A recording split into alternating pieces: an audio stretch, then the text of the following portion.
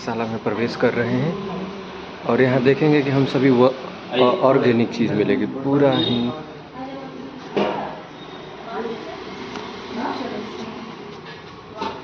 क्या बात है, चूल्हा पे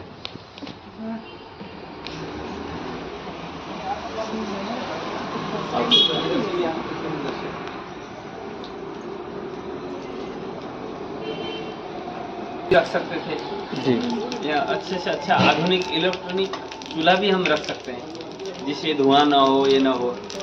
हम इसमें एक चीज़ देखते हैं कि इससे धुआं होता है, धुआं से पॉल्यूशन होता है, ये समझते हैं, लेकिन वो कितना पॉल्यूशन होता है वो एक अलग रिसर्च का विषय है।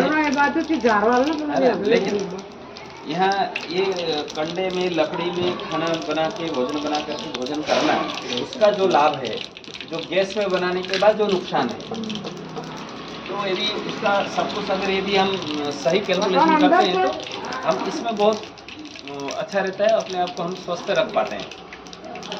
अब ऐसा कहते हैं कि भोजन बहुत महत्वपूर्ण होता है मनुष्य के जीवन में। अब एक कहावत में ना लोकोक्ति भी है, जैसा अन्न वैसा मन, है ना, जो भोजन है वो उड़का है, वो कहावत से आपका।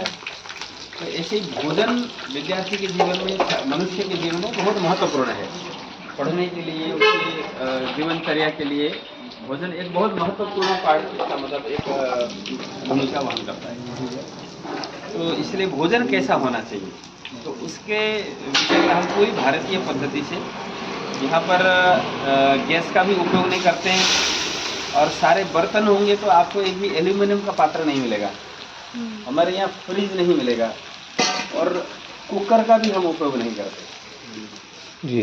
तो ये क्योंकि अपनी पद्धति से भोजन बनाने का अलग ही उसका मतलब लाभ है। तो इसमें एक एक बिंदु पर, एक एक विषय पर एल्यूमिनियम में नहीं बनाना, उसमें एक रिसर्च थीसिस लिखा जा सकता है कि चूल्हे में भोजन बनाने के फायदे और दूसरे संसाधनों में बनाने के फायदे गैरफायदे में भी एक अच्छा बड़ा थीसिस लिखा जा सकता है। तो एक एक चीज़ में वो करेंगे। और यहाँ तेल वगैरह भी, तेल कैसे होना, तो हम अपने स्पेशल तेल मतलब वो फिल्टर जरूर करते हैं, रिफाइंड नहीं करते हैं। तो देसी घानी से निकालने की विधा है, उसी से तेल निकाल के हम अपने साल भर का स्टोर कर लेते हैं।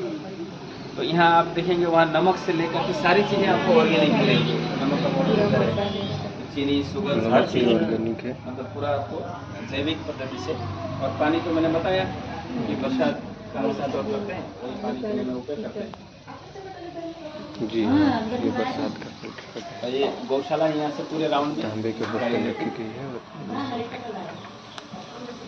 जी। बोलिए। और भोजन भी यहाँ बैठ के ही, हॉल में बैठ करके भोजन करना। और भोजन भी कैसे करना है कि जैसे होता है अग्नि प्रज्वलित है, मान लो अभी धुआं है, अग्नि प्रज्वलित नहीं है, तो पहले रख दिया तो खाना पकेगा क्या?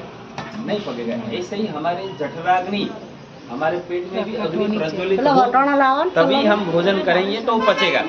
तो अग्नि प्रज्वलित है नहीं है कैसा पता चलेगा? कभी कभी क्या होता है, भूख तो लगी होती है लेकिन तपेली में भोजन तो रख दिया, अग्नि नहीं जल रहा है तो पचेगा नहीं। और भूख लगना तो आवश्यक है, लेकिन अंदर अग्नि उस समय भी प्रज्वलित होना आवश्यक है। तो वो कैसे पता चलता है? तो नाड़ी से पता चलता है। यदि सूर्य नाड़ी चल रहा है तो आपको भोजन शुरू करना चाहिए, चंद्र नाड़ी चल रहा है तो आप भोजन नहीं करना चाहिए। तो इसलिए सूर्य, कभी कभी भूख लगी है, भोजन का समय हो गया है, सब कुछ परिस्थिति है, लेकिन नाड़ी प्रज्वलित नहीं है, नाड़ी नहीं चल रही है, तो नाड़ी परिवर्तन करने की एक पद्धति है।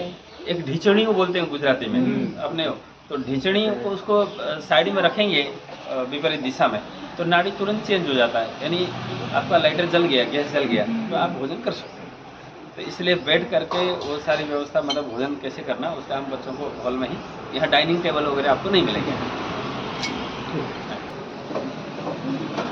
पूरा ऑर्गेनिक मटर भी आपके यहीं पाए जाते हैं। एक भी आपको अल्मुनिया की बर्तन नहीं मिलेगी, बिल्कुल ही आपको स्टील, पीतल, जस्ता के आपको वीडियो में बर्तन मिलेंगे। कुकर नहीं प्रयोग किया जाता है, क्योंकि कुकर जो होता है वो गैस बनाता है, और जो उसमें से निकलने वाले विकृति वाली है वो पदार्थ बाहर नहीं निकलते। हमारा स्टोर रूम, विभिन्न प्रकार से रखे गए हैं सामग्रियाँ। जैसा नाड़ी जीवन में हर कार्य, यात्रा प्रारंभ करना हो तो सूर्य नाड़ी चल रहा हो तब यात्रा प्रारंभ करना चाहिए, तो वो सफल रहता है। इस जीवन में कौन से कार्य के लिए कौन से नाड़ी होना चाहिए, ये मतलब ये बहुत बड़ा संकेत है आपका, प्रकृति का एक साइंस है कि आप कोई कार्य करने जा रहे हैं तो उस कार्य की सफलता आपको कैसी मिलेगी या सुखद रहेगा या नहीं रहेगा, तो आपकी नाड़ी से आप पहले से जज कर सकते हैं। लेकिन हमारे रूप से, हमारी व्यवस्था से वो गायब हो गया। इसलिए शुभ मुहूर्त निकालने के बाद भी आप ये भोजन पद्धति है जो कि बैठ के भोजन की जाती है। हम नीचे बैठते हैं और ऊपर भोजन करते हैं। घर से बाहर ये मुहूर्त शास्त्र की अपनी व्यवस्था है। हिंदू स्टडी में क्लास में आओगे तो पता चलेगा। तो यहाँ हमारा पाकशाला की परिचय खत्म होता हुआ हम बाहर जा रहे हैं। गति से आएगी, एक जगह से कम गति से आएगी, तो जिधर तीव्र गति से आ रही है वो नाड़ी चल रही है, नाड़ी चल रही है। और यदि लेफ्ट की आई तो चंद्र की नाड़ी, राइट की हुई तो सूर्य नाड़ी, इसे पता चलता है। और समान से कभी कभी होता है समान, कभी कभी नहीं तो नॉर्मली एक नाड़ी आपको पता चल ही जाएगा। गुरुकुल पद्धति जो हम सभी देख सकते हैं, ये जो है गोबर, गाय की गोबर से लिपी गई दीवार है। यहाँ मार्बल टाइल्स भी लग सकते थे, लेकिन इसको मेंटेनेंस करने में जो समय हमारे जाते हैं, जो कॉस्ट लगते हैं, सबसे महंगी होती है ये कॉस्ट।